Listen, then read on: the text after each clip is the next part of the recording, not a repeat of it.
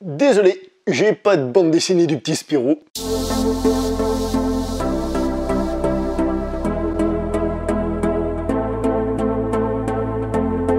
Bonjour à toi très cher spectateur, bienvenue pour cette nouvelle critique en post-projection. Aujourd'hui nous allons parler du Petit Spirou, réalisé par Nicolas Barry. Et cette fois, je ne pourrais pas vous dire si les enfants ont rigolé ou s'ils ont bien aimé, tout simplement parce que c'est la deuxième fois de ma vie que ça m'arrive. J'étais absolument tout seul dans la salle de cinéma. Le grand luxe, mais j'étais tout seul, donc je peux pas vous dire, moi ça m'a fait rire, mais les enfants ça les a pas fait rire, ni vice versa. Ce qui d'ici là, on dit beaucoup sur la popularité du film.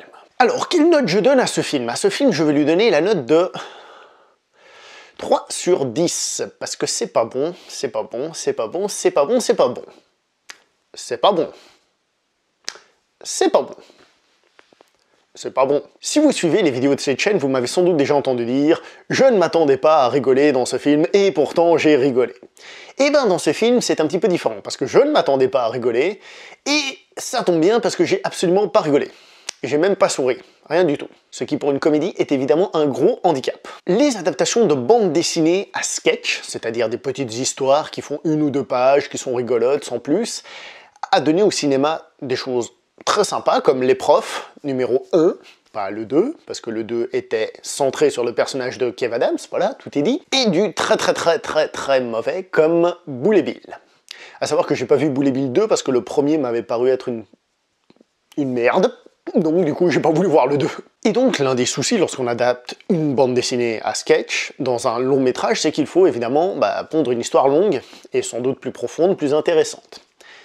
Et bien ici, c'est pas vraiment le cas, puisque l'histoire qui est racontée est toute bête et toute simple. Et encore, la simplicité d'une histoire, c'est une qualité, mais là, j'irais même jusqu'à dire, ça ne raconte pas grand-chose tout court. L'un des problèmes de ce film est lié au questionnement que se pose notre personnage principal, à savoir le petit Spirou, qui est censé avoir 10 ans dans ce film, et qui se pose des questions d'enfants beaucoup plus âgés, d'adolescents, de choses comme ça. Qu'est-ce que je vais devenir, qu'est-ce que je vais faire dans ma vie et tout ça. Très honnêtement, je crois pas que ce soit un questionnement qu'on se pose à 10 ans. Et c'est l'un des problèmes principaux de ce film, c'est que pendant tout le film, on n'a pas l'impression de voir des enfants. Enfin, on voit clairement qu'il y a quelqu'un derrière, de beaucoup plus âgé évidemment, qui a écrit l'histoire. On est vraiment face à une histoire écrite par des gens plus matures, plus âgés, et ça se ressent sur tous les plans du film. Et tant que nous y sommes, les dialogues de ce film sont niais et carrément mauvais. Ils sont souvent très mauvais. Les jeunes acteurs de ce film, puisque c'est un film avec des enfants, ont été castés très bien au niveau de leur visage. Il y en a 2 ou 3 surtout, au niveau du visage c'est très bien, ils passent très bien, ils ont une tête qui sort un peu de l'ordinaire, c'est assez rigolo. Mais au niveau de l'interprétation des acteurs, c'est archi mauvais. C'est archi mauvais. Très souvent on voit que ça colle pas, qu'ils sont pas dans les personnages, qui récitent leur texte sans être très bien. Bon, d'accord, c'est des enfants, mais un film sur les enfants, c'est quand même primordial. Quant aux adultes, eh ben, c'est pas forcément qu'ils sont mauvais, mais c'est qu'ils sont mal exploités. Je prends l'exemple de François Damiens. J'adore cet acteur, François Damiens, et là, il nous fait en plus du pur François Damiens, on retrouve un peu ces personnages qu'il faisait à l'époque des caméras cachées. Le seul souci de son personnage, c'est qu'il est absolument pas drôle. Il est juste pas drôle, quoi, je comprends pas. Il est là, il y a des pseudo-sketchs, mais il est juste pas drôle. Non, pas drôle, c'est tout. Nous avons Gwendoline Gouvernec, qui fait la prof, qui se débrouille pas trop mal, mais pas trop à cause de ses qualités d'actrice.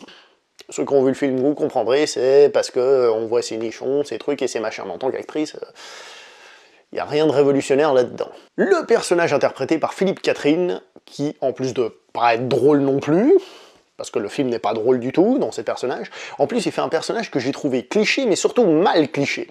Il fait un prêtre, mais un prêtre qui écoute du métal, vous voyez. Alors, en tant que moi-même aficionados du métal, je tiens quand même à dire que le métal n'est pas forcément anti-chrétien. Oui, il y a même du métal chrétien, on appelle ça du white metal par exemple. Donc je trouve ce stéréotype totalement débile et faux. Alors, donc on voit que ces personnages adultes, ils sont bizarres, ils sont pas normaux. Alors, on pourrait se dire que c'est normal parce que c'est vu du point de vue des enfants, donc les enfants voient les adultes de manière bizarre. Ça, ce serait justifié. Le problème, c'est que tous les adultes du film ne sont pas bizarres. Ce qui signifie donc que ce sont ces personnages-là qui sont spécialement chelous.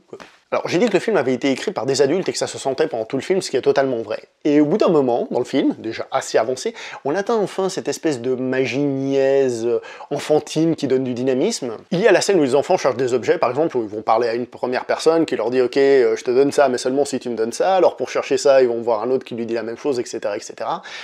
Là, on arrive dans des choses qui me font penser, alors je l'ai pas revu depuis le cinéma, donc soyez gentils avec moi s'il vous plaît, mais ça me faisait penser au Petit Nicolas, le film qui avait justement ce côté enfantin.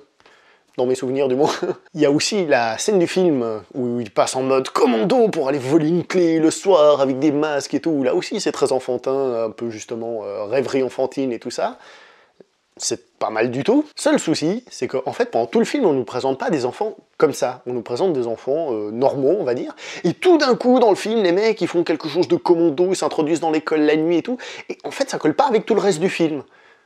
C'est tout d'un coup, ils avaient l'idée, les scénaristes, d'écrire ça, ils avaient envie de mettre ça, et ils l'ont mis, ils l'ont un peu forcé, on a l'impression. Parce que ça colle pas du tout avec le film en lui-même.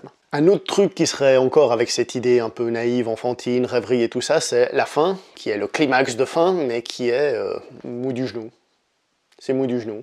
Une des petites qualités qu'on pourrait trouver à ce film, en réalité, c'est le sujet en lui-même. C'est-à-dire, on est en train de parler de pression sociale, des parents qui veulent qu'un enfant fasse tel métier, blablabla. Le père, qu'on croise, je crois, 2 secondes dans le film pour montrer qu'il est pratiquement absent tout le temps.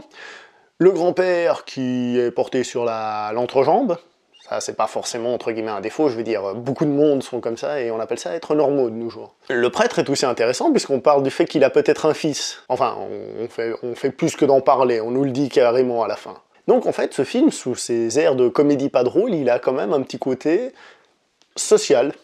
Et c'est là que je lui donnerais 1 ou 2 points. Parce que pour le reste, c'est mal joué, c'est mal écrit, c'est pas drôle, l'histoire est mauvaise, donc franchement, c'est pas un film que je vous conseille du tout. C'est un mauvais film, c'est un très mauvais film, hélas.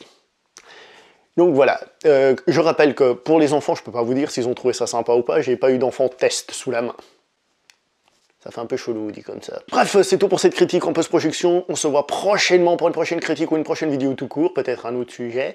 En attendant, portez-vous bien. Dormez 8 heures par soir, mais n'abusez pas parce que sinon après vous allez passer toute la journée au lit et c'est pas bon. Alors, dormez bien et à la prochaine.